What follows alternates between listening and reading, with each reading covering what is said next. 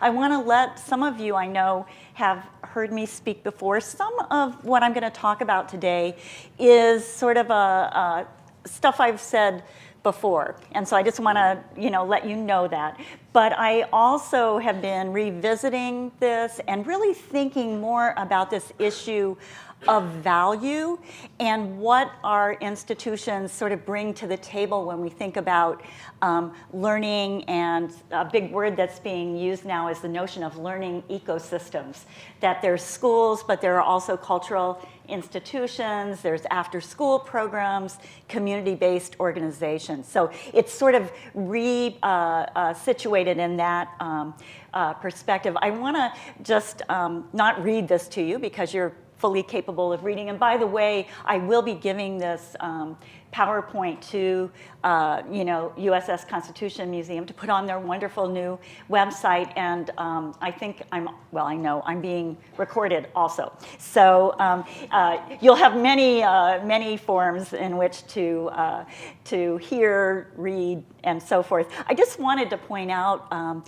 this concept, which is also the way that I've spoken to groups of docents, is that actually, during childhood, ideally, the people around children are helping them really enjoy learning, find it joyful, find it fun. Honestly, there's research that suggests that learning and fun are highly tied together, and we've made this distinction between entertainment and learning when in fact learning is truly a joyful process. It looks different from family to family, and families are seeking different things to learn, but it's still very joyful. And that actually helping them see that learning isn't just taking a test or reading a book. It's about this joyful process of trying to figure things out and find meaning. And I've found that really resonates often with people. And that's the important place that I think we as institutions, both libraries and museums, really fulfill in our societies. So just to give you a sense of what I'll be talking about today, I want to situate family learning in this arena of free choice learning. I don't know how familiar that term is. I've clearly indoctrinated some people because it's being used, but it may not be a familiar term to everyone. Give you a perspective about that. Talk about family learning, its importance, some of the approaches that seem to work, and then really talk about ways that museums and libraries can be resources for families' free choice learning. And I really want to focus on the institutions being resources for families versus having resources for families, and I'll talk a little bit about that as we go through. And then I want to look at some of the outcomes when we look at what families learn, particularly the adults in families, what they learn as they participate in these experiences, and then talk about 3 examples that are primarily photos, just to give you a sense of what it looks like. So at any rate, when I think about learning, I'm thinking about it really broadly and trying to think about this notion of living in a learning society. It's interesting, that word was first coined in 1959, and I think it took a little while for us to actually, I was very prescient economist, actually, interestingly, who appreciated that we were moving from a society of making things and gadgets to this knowledge learning society.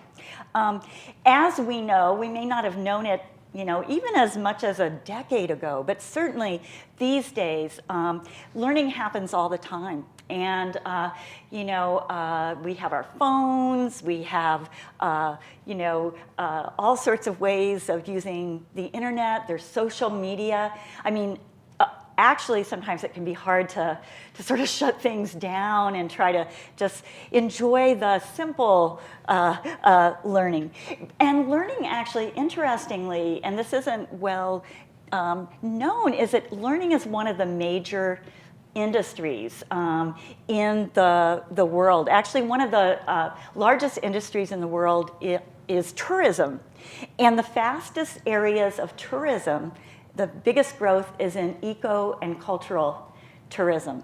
And also, someone mentioned cruises this morning. I mean, you go on a cruise and there's workshops and there's lectures. Everything is becoming focused on learning. And so actually, once again, museums and libraries are places that we know school groups visit, but also places that people visit for leisure. And so we're well situated already to be in that kind of world. So I've been using this term free choice learning, and I want to be really honest, and I heard a couple of people saying, well, you know, they call it informal learning in our community. Actually, a lot of people still call this informal learning, and John and I coined this term. John Falk, by the way, is my colleague and full disclosure, my husband. Sometimes people don't know that, so it's very exciting when they find that out. But and we were really bothered that we were having so much trouble in educational circles, particularly K-12 circles, making a case for the kind of learning that we support. And we started thinking about it, and we thought, informal. Well, that is a term that means informal. You know, you're just hanging out. We thought, well, that's sort of a problem. It's not something. Never good to have a term that you're not something, so you're not formal. And we began really thinking, you know, this term is problematic. And so in 1996, actually, we decided to think about a different term. At the time, I was at the Institute for Learning Innovation. John and I were, and we spent several months with our staff trying to think of a new term. For better or for worse, we landed on free choice. It's fascinating. We can actually document the pickup of the word. We've been tracking it now for almost 20 years. And it's a word that, you know, we hear people using, but let me explain why we felt it was an important word. We wanted to focus on the nature of the learning, not where it was happening. So in fact, even though sometimes people say, oh, free choice learning, that just happens in museums and libraries, actually free choice learning can happen anywhere. Gifted school teachers use free choice learning principles all the time. And I hate to tell you this story, but not all museums and libraries understand free choice learning either. You know, there's a lot of directedness that sometimes we foist on our visitors, both children and adults. And what we wanted to focus on was the nature of the learning. And this was learning where people had some choice and control over what they were doing, with whom they were doing it, where they were doing it, how they were doing it. And, you know, I'm thinking about the great opportunities we had to experience the program ideas that the USS Constitution Museum shared with us. Within structured programs, those all had incredible structure, because guess what? You don't just throw someone out. You have to think carefully about how you're going to get people engaged and what they're going to do. But they were very free choice. You could choose the role you played. You could figure out how you were going to build your ship and what design principles you were going to focus on. And so actually, free choice doesn't mean you're just out there. Good free choice educators, which I would argue people in this room are, you really have to think through how you're going to arrange things. And I think that actually we heard some great stories from staff here about, well, we started doing it this way. And you know, it just didn't work out. And I think what they were really trying to figure out is how do we balance structure with those elements of free choice. And free choice learning is the kind of learning we do actually throughout our life. When we're curious about something, when we have a question or we're trying to figure something out. And honestly, sometimes free choice learning is also foisted upon us. Someone in your family becomes ill, and guess what? You have to find out as much as you can about that illness, and that's a form of free choice learning also. So it's sort of what you want to learn and sometimes what you need to learn, but very much directed by either the person or a group of people. So okay, so what's family learning? Well, when I think about family learning, I think about it as being a special kind of free choice learning. And we were seeing a lot of it in our experiences today. It's families talking and interacting, reinforcing their identity and their social history, and thinking about the experiences we were participating in, thinking about how that might start a conversation, or a parent might say, wow, I didn't realize you were so good at this kind of stuff, and figuring out that kind of stuff. It's an opportunity for families to share experiences, their background, and knowledge.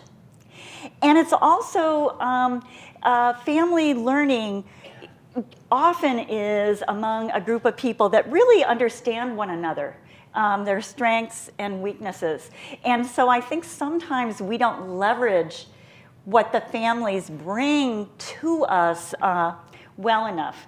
And something that's really important in our conversation today is that actually, there are families that use museums and libraries regularly. And, in some ways, those are our star visitors, but then there are families for whom these either, if we're in communities with large numbers, perhaps of immigrant families, they may not have had museums in their culture. They may not feel like museums are a place for them. It may be the same with libraries. And so trying to think not only, sometimes I think we get so focused on our content or the ideas we want to teach that we forget about the importance of helping people see our institutions as these resources for lifelong learning. And that's a bit of the message as well. So why is family learning important? Actually, there was a great example just shared a few moments ago. Many of our institutions' patrons are frankly dying. And so if we want to maintain our institutions, we need to be investing in the next generation of visitors. And so it's really, really important for us to be doing that. Another reason, frankly, is that actually families themselves are institutions for learning. They're institutions. They're not brick and mortar, but they are a societal system. And so it's really important for us to be respectful of that and appreciate that, for better or for worse, it's the first learning institution that a person is a part of. They also make up, in most institutions, now I know there's a lot of historic sites, maybe some special reference libraries where this might not be the case, but for most of our institutions, they are the largest percentage of visitors. So again, from just the economic perspective, it's really important to be meeting their needs.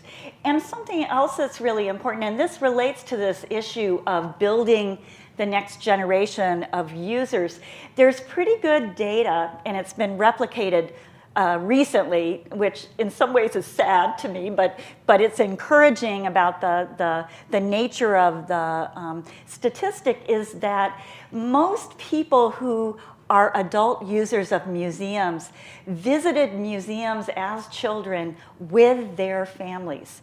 there's not strong correlations with only visiting as part of school groups. And I honestly had hoped that all the efforts that we've made to make school visits more enjoyable, that we might see a difference. But there was a recent study done that, at least in that institution, showed that it was still the case that it was really important for families to visit as families. Now, that doesn't mean that you can't be focusing on school groups, but trying to figure out a way to involve the family in that in some fashion. So some institutions are experimenting maybe with children coming to the institution and then maybe going back to the school and maybe making an exhibition of their own, or doing something related to history or art making, and then inviting the family to be a part of that and making sure that museum people are there and it's clear that this was this combined experience. That can be a great way, by the way, to make it a little more comfortable for people who are unfamiliar with museums.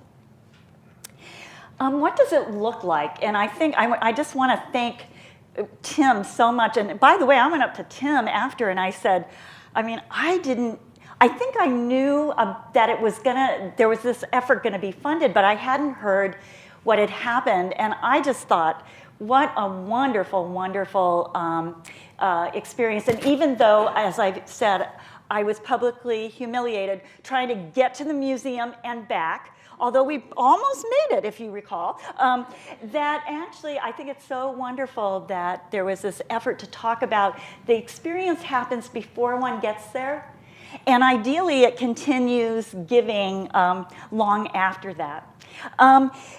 The other thing, and this is this part about families coming with their own knowledge, background, experiences.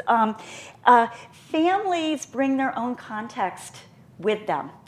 And I think what museums and libraries need to be thinking more about is how do we tap into what the family's bringing rather than trying to, once again, hammer them over the head, saying you need to know this or you need to do that.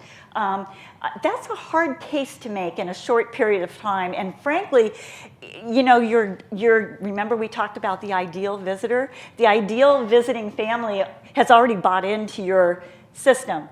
But there's a whole bunch of families that haven't. And so how do you think about them? It's about collaboration and interaction. Actually, I want to comment, I was really pleased too that Tim mentioned nonverbal interaction. There was a study, and I think it was done in Boston, looking at families with young children where nonverbal interactions were far more common as we think about broadening our audiences and bringing in families for whom English may not be the first language. Interaction, nonverbal interaction can be really important. And then, frankly, just think about what we do and have in our institutions. If we're libraries, we have books. Actually, libraries increasingly have objects also. Museums have objects. Museums, science centers deal with science phenomena. It's all about touching things. It is understanding some of the very content that we have is related to the material nature of touching it. Thinking about loading the Canon today. It was Alka-Seltzer, but we actually got to think about how it, and these were heavy things, and it was hot, and you're there trying to, cram that thing in and clean that thing out, and you're carrying the powder, and that's the nature of our experiences, and so not to credit nonverbal is really important. So, yeah, I'm a professor, I have to talk a little bit about theoretical underpinnings, but I just want to say that the more we learn about learning, the more we understand that learning is not just sitting at a desk or hearing something or reading something. We learn through a sociocultural experience. We learn in physical context. That's something that has really been forgotten. We've tended I think it's one of the challenges that many children have with school is they're sitting in a room at a desk. Often they're not supposed to move unless they ask someone if they can move. And they're learning about things that, because they're in this room sitting at a desk, are extremely abstract and really hard to understand. Plus, think about children, once again, who perhaps didn't grow up here, trying to understand this thing that one has no idea even what it is. And so I think that, in a sense, I feel like, again, museums and libraries are at a real advantage because we have these rich physical contexts. We have narrative and stories that really help connect to people. Because learning at the most basic level is about identity building, and certainly for families. I mean, families are going to these places. They're building this shared family history. They're building memories. That's all about sort of the family identity. And families use our institutions as resources to be families. And they come there to do the things that families want to do together. And they bring their own sociocultural context with them. That's theirs. And then they interact with ours. And ideally, that's a context of welcoming, friendly faces. If your kid pees on the floor, everyone's friendly. They help you know where to take care of that. Really thinking about it from the family perspective. So some things to consider about families, and a lot of this is related to these issues of sort of broadening our audiences. And it really speaks to what Tim was talking about, families being different. As we try to reach families that perhaps have not been regular museum or library users, we have to think about a variety of things. Race, ethnicity, issues of language preference. Actually, something that I think is really important to remember is we shouldn't make assumptions in either direction.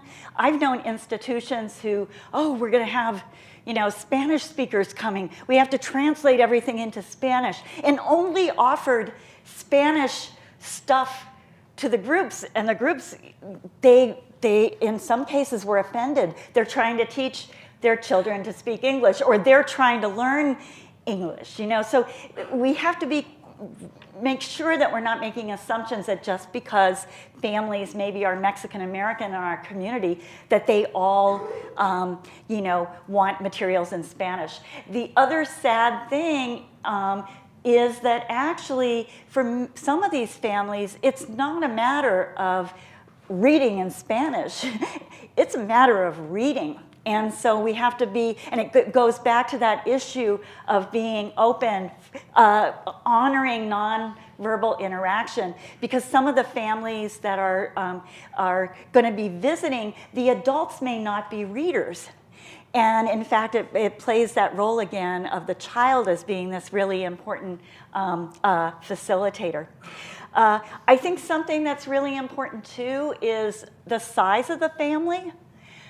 Particularly as we begin looking, broadening audiences, and also looking at changes in just demographics. You'll hear this a few times during this presentation. I'm a grandma.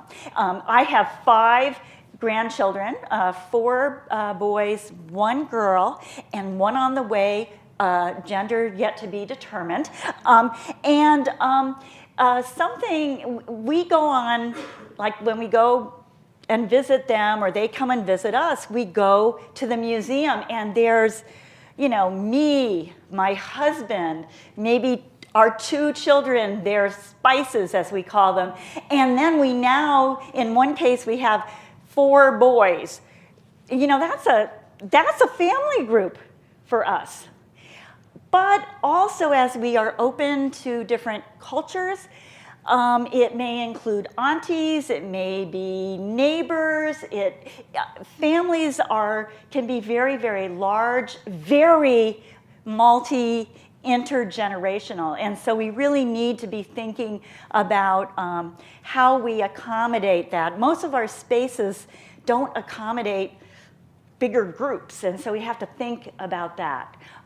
We also, as someone who, as I said, I was humiliated by my shaking hands and trying to pile up pennies, we need to accommodate for labels, making labels larger print. That's going to be a bigger and bigger issue. There was a picture, I know, one of the examples of the gun experience, or the canon, was a parent picking up a child. As grandparents are taking children, how much can they do that? Being more accommodating to wheelchairs and walkers and all that kind of stuff is going to be really important. Again, ages of children. Children don't come, it's not a family with 3 4-year-olds. Well, actually, when our family comes, our first round, we call them the first round, the second round, and now we're having a third round. The first round of grandchildren were born 6 weeks, within a 6-week period, all different mothers. I mean, it's just amazing. So we have 3 3-year-olds, and we now have 2 1.5-year-olds. And then the little whomever coming along will be its own set, unless others decide to come along as well. The other thing, and I said this earlier, but I'll just reinforce it, we need to remember that it's not only their understanding and comfort with history or art or books or reading, it's actually how familiar they are with our settings at all, and helping people feel comfortable. This is really challenging for some of our citizens who may not be legal members of society. Any sense that you're watching them, or that even I don't know for library people in the audience, I have been hearing that some people are even afraid to sign their name and get a library card, which is such a gift as you are becoming a part of a community, and yet that feels like, oh, I'm putting my name down, and is that going to be a problem at some point? We can talk about that later. And the other thing that's really important, related to their familiarity with our institutions, is just their knowledge and beliefs and attitudes about learning. And I would say in particular, their role as their child's first and foremost teacher. Because even though we know that is the case, because in some communities, they are very disenfranchised from, for example, schools, and often in all sorts of both indirect but sometimes really direct ways, parents are sort of sidelined in terms of their role in helping to teach their child. Your role is to help with homework, or bake cupcakes to take to the school on the child's birthday, versus playing a really important role in supporting learning. And so that's something that I think that's a place, again, where museums and libraries can really play a fundamental role, is saying, thank you for coming. Thank you for coming and overcoming. I'm putting that, some of you, and I want to honestly say, my book is supposed to have been done like ages ago. It still isn't. But I'm coming up with all these new words. Coming and overcoming. It's going to be there. Tim's project's going to be in there. At any rate, I think that we have an opportunity in our settings to empower adults and parents to really feel like there's a role that they can play. And it's a safe role. They don't need to know a ton about history or a ton about art.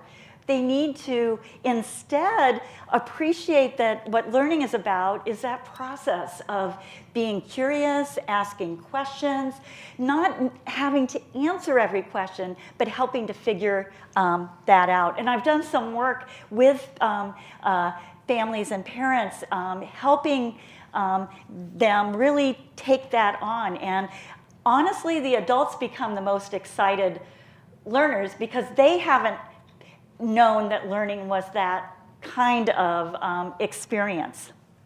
Again, if they're a regular visitor to institutions, you also have to think about their experience with facilitators or activities like this. So we tend to think about the novel visitor, but we should think about those frequent people as well, and are there ways to change and modify things so that it's a new and fresh sort of experience? So I want to just share just some big ideas about family learning, and then we'll talk about these three cases, because I want to leave enough time for people to ask questions. Okay, it's about them, stupid. I don't really like to call people stupid, but you know, families arrive and they're their own learning community. And they have resources that they're bringing, the assets of knowing one another, of their family history. And what we should be trying to figure out is how to build on that and leverage that. As I said, in some ways we're very fortunate. We have very exciting, novel spaces. Actually, for the most part, they're actually beautiful settings. One of my students is in Maine, and she works at, the name of her institution is the Herring Gut, I think it's like Marine Science Center. I think it's in Herring Gut, Maine, or somewhere up there. But they do an amazing thing. They actually have formed a partnership. It's at the middle school level, but they've formed a partnership with an alternative school, middle school age, and this is a school, they're all boys, and they come to Herring Gut for their science. And what they do at Herring Gut is they actually build things and do things, and 2 days a week they come to Herring Gut. What's really fascinating is it's a beautiful place. She took a photo of it and put it into her report. And it's this beautiful space with big windows looking out on the bay. And she did a really, my course is a sociocultural learning course, so she did a really interesting study looking at the interactions between facilitators and youth coming to Herring Gut. But I gave her a really good hint for next term, because next term the course is physical dimensions of learning. And I was saying to her, wouldn't it be fascinating to actually do something where you focus on what a lovely space these youth are working in at Herring Gut, and then the space that they work in at school. And I don't know, it could be tough to do that kind of a study, but you know, we do have lovely spaces, and I think sometimes schools could go so far, and in fact, you know, many of the private schools actually do manage to create these lovely spaces with windows and natural light and all the things that we know actually are pretty conducive to enjoyment and learning. But we need, as we think about our new audiences, appreciate that not all people know how to museum or even how to library. And I can't say enough, we've heard the word a lot, I'm really pleased, enjoyable and fun. As an early person working on USS Constitution project said, laughing and learning, which I just love that notion of those two together. And it looks different. Family learning looks different from family to family. Really quickly, and I'm just going to bring your attention to these.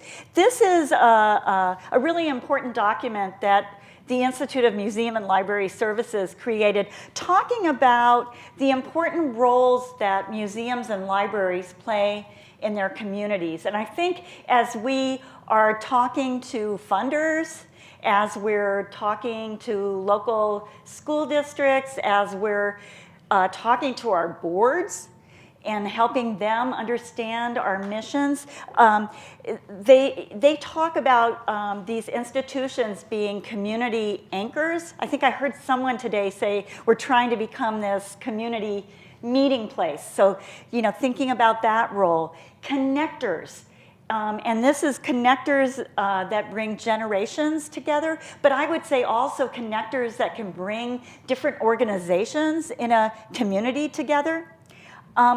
Innovative learning specialists. I don't think we toot our own horn enough around the fact that actually educators in our institutions are extremely skilled. They are amazing experts at doing some of that learning and teaching that is nuanced, that is respectful of what learners bring to the situation. And I think really trying to position ourselves is really important in that regard. We know that can be talk about politics again, that can be very political because, often teaching and expert teaching is considered the nature of schools. But I think as we work with some of our community partners, really situating ourselves as those learning specialists. Increasingly digital hubs, and I think that that's something that's going to be important. And then again, I think it's important, sometimes we don't want to forget our missions. And part of what we want to be teaching our visitors is also about our role in stewardship and stewards of collections and important ideas. Really quickly, I mentioned family learning outcomes, and I just want to pull a couple of these out because they are things that adults that we have done work with in particularly children's museums. These are things that we were able to document, adults learn when they're visiting children's museums with their, with their children. In fact, parents and adults were learning what learning looks like and seeing what a child can do. I mentioned earlier maybe an adult saying, wow, I didn't know you could do something like that. I don't know about you, but when our kids would come home from school and you'd say, well, what did you do today? Nothing, or, it was really hard. These are places where you can watch your child engage and learn. And be there as either a part of that learning or as a watcher of that learning. Also, these are places where adults can actually see what their child is interested in. And as we think about facilitation, one thing that one can do is rather than trying to facilitate the activity, is perhaps to be a little bit of a mirror for families and saying, wow, your child asks a lot of really good questions, and maybe even say, that must be tough sometimes when, and then say, isn't it great that we don't have to answer all their questions?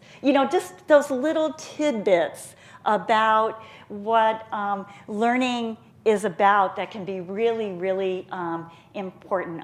Your child is so curious.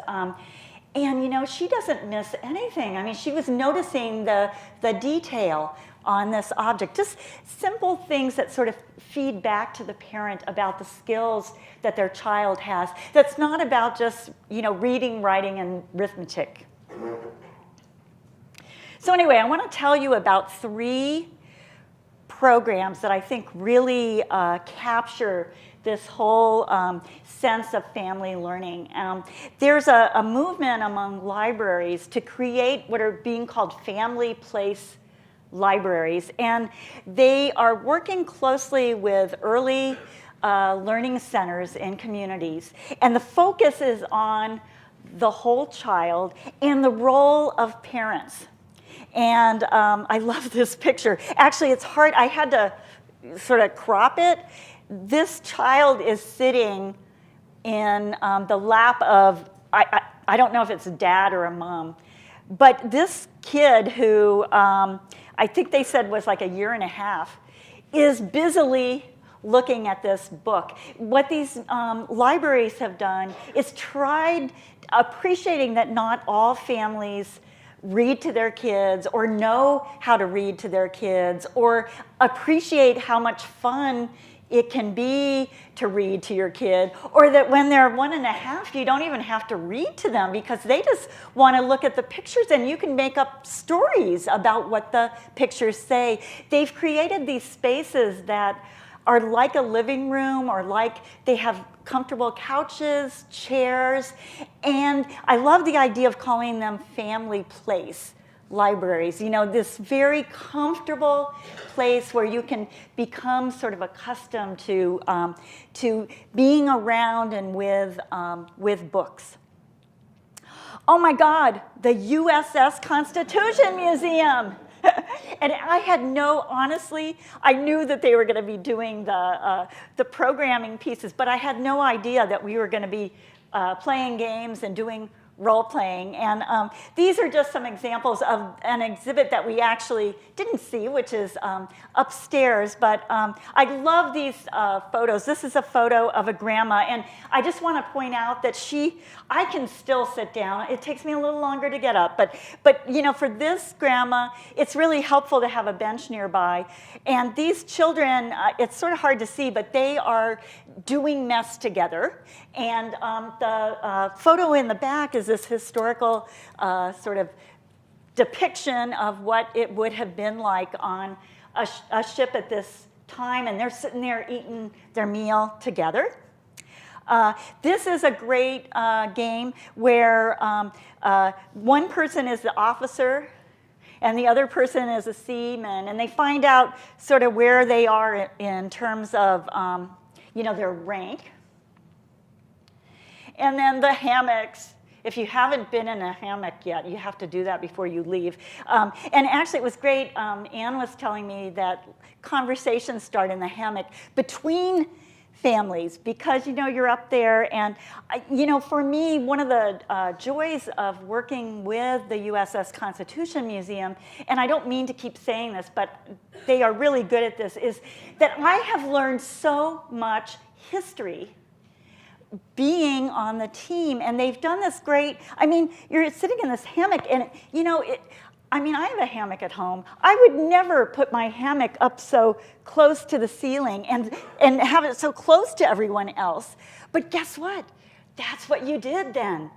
And we were talking about people being smelly. Everyone was smelly. And you were in this hammock right next to the other smelly guy. And so in fact, it's this enjoyable experience, but it's also a very authentic experience. And they do a great job, I think, of balancing those two things.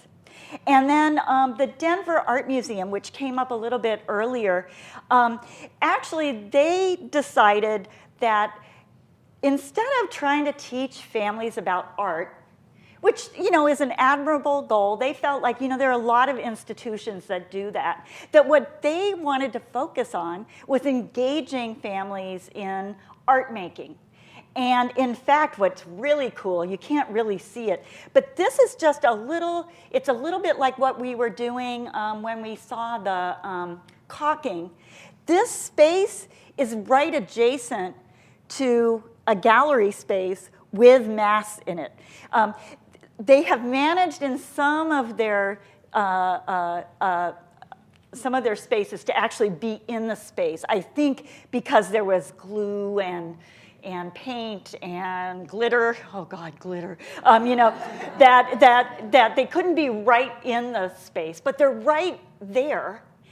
And what I love, I call this guy Tattoo Dad. I just love Tattoo Dad. But he is taking a photo of his child who has just made something that's related to the, I think he's made a mask for a doll that is there. And I just love the look of, you know, the dad. And what I love is, of course, someone took a photo of him taking a photo. But you know, the idea that actually maybe sometimes we don't just teach the content, but we teach that process. And so what they really felt, something that they could do, rather than try to just teach history, I mean art to families, is that they could give them an opportunity to engage in the art-making process. And so this is how you can get a hold of me. And by the way, this is Lynn Dierking multitasking. This is January 2014. My new little Oliver, who I was holding and feeding what is called Oma, not a German grandmother, but that's what my Pfeiffer, my oldest, one of my grandsons calls oatmeal, which is his very, very favorite. So, and there's one more. Sorry, I couldn't help myself.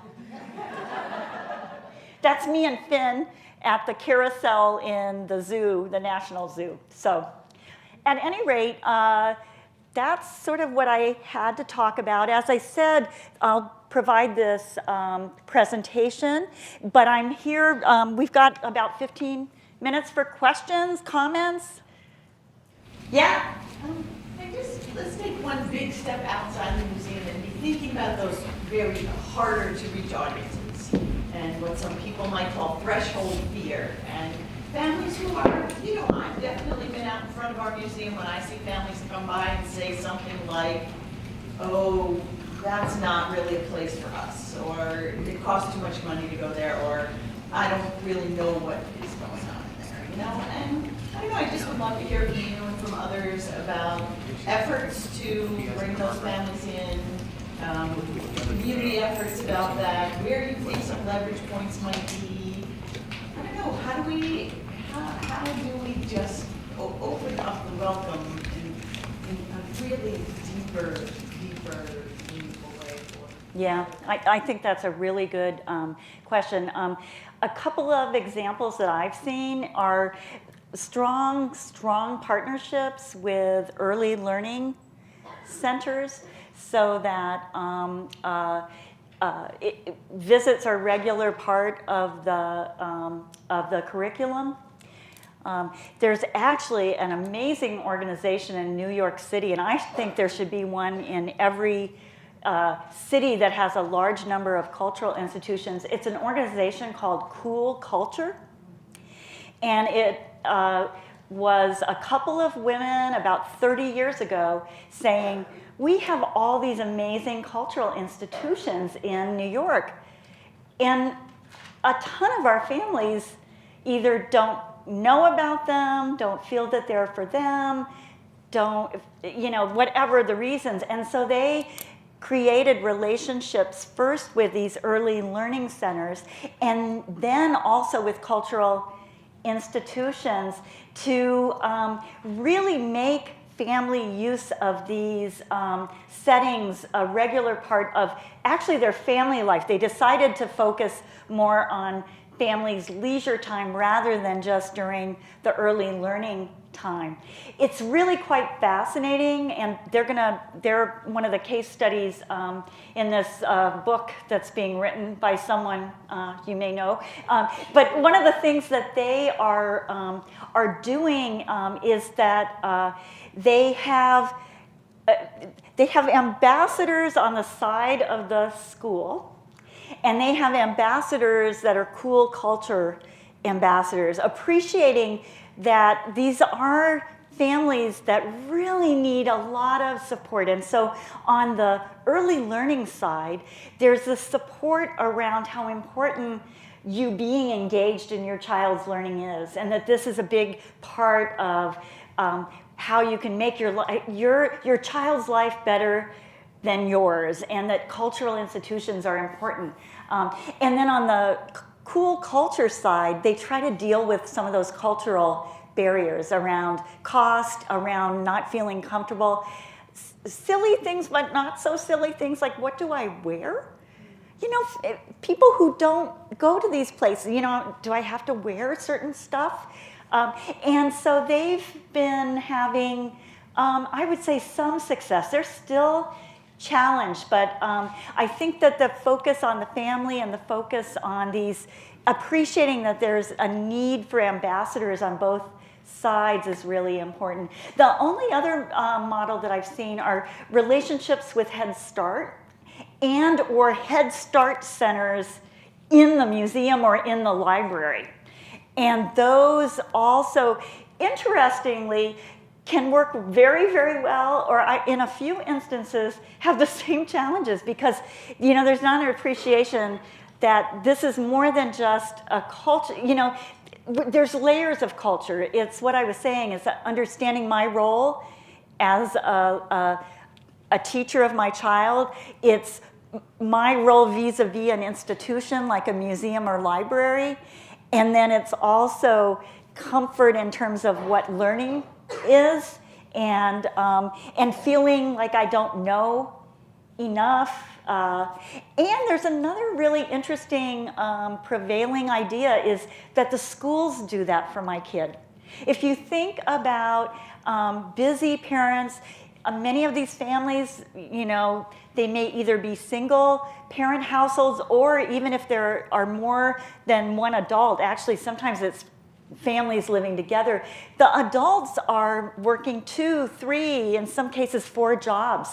And they're stressed out. And, you know, if you can say, oh, the schools do that, you know, but appreciating that actually, you know, there's a really fundamental role you can play taking your child to these places.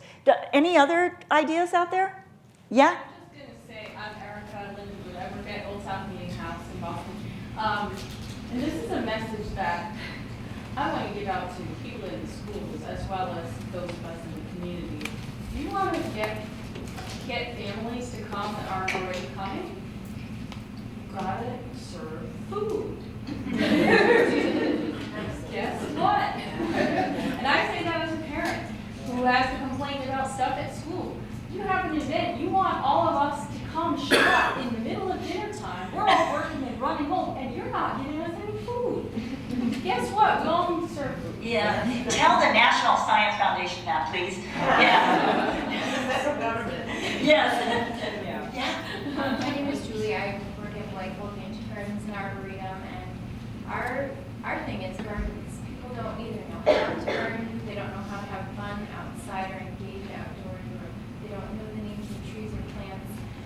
We had a program that we called gardening. You know, it was a garden week that was not very well attended. But then if you change the name to something like Outdoor Explorers, you know, be creative with how, you know, have it connect on some other level. For instance, they might not be interested in gardening, but everybody loves collecting twigs and making fairy houses. So get them to realize that they do actually enjoy gardening or nature, and then, you know, Yeah. That reminds me of something else. Also, going back to, I can't remember the beautiful aqua scarf person. Yeah, that's you. Yes, yes.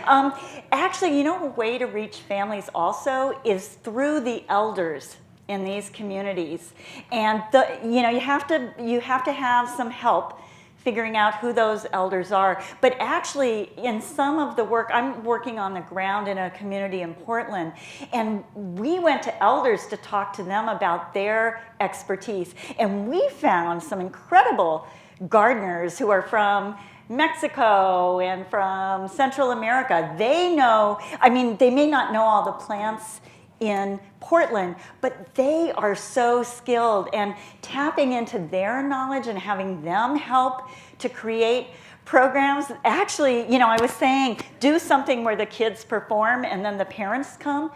Have the elders at the core of programming, and the families will come, in part because they have to, because it's respectful, and it really helps to for you learn a great deal from the community by engaging them. I was talking earlier with someone from the Quilt Museum, yeah, you know, that I hadn't thought about that, but thinking about people in the community who are really skilled, you know, quilters and or just seamstress, you know, if you can sort of push that out a little bit, and you know how, you know, the skill required to do some of this stuff. I mean, I think it's you know, thinking about and also thinking about your family, but talking to other people about what they like to do as families and is helpful. But thanks, that's a great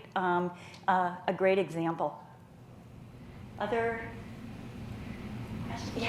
Hi, I'm Rachel from the Providence Children's Museum, and I don't know how feasible this is for different institutions, but we focus a lot on outreach, so I guess any opportunity where you can go out into the community. With the summer coming up, I know we always look forward to, Providence has different like concert series and farmers markets throughout the community in all different neighborhoods, and so we have a Play in the Parks initiative where our facilitators go out with one of our activities and they go to the park where the families are, where they can drop off their kids while they shop at the market, where they're listening to the music. So it's a nice opportunity that already exists when we're trying to think like, how can we reach these people?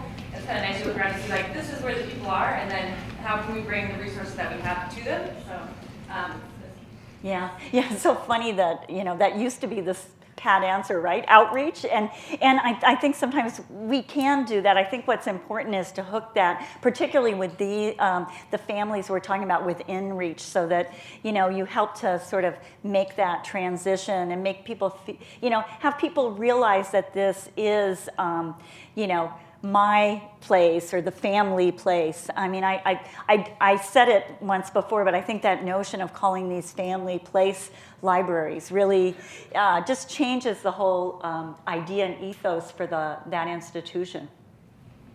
Yeah? I think part of changing the vocabulary that you use when you talk about programming, I just had a conversation with our food historian at the plantation yesterday. We were talking about there are trends that are being written, food trends, particularly things like tail, nose to tail, or tail to snout, or farm to table, all sorts of sort of hot new phrases people use about food. We have a guy at the farmer's market who says everything but the squeal, you know, all these sorts of fun phrases.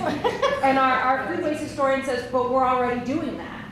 And so I think it's also not only picking the right words to capture people's imaginations, but reminding them that for us at Plymouth Plantation, we talk a lot about compost, we talk a lot about living a green life, and so these are all very hot topics right now. We just have to say that our museum isn't just about the first Thanksgiving, it's a whole world, and so if you repackage your programming to say, you're already thinking about this, so let us be part of that conversation. We have hundreds of years of experience doing compost.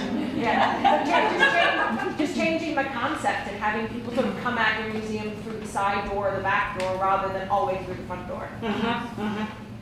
Yeah, I think reaching out to special interest groups, this may not necessarily be around families, but, you know, are there clubs or hobbyists that do work similar to stuff going on in your institution as well, and those can be entry points into community.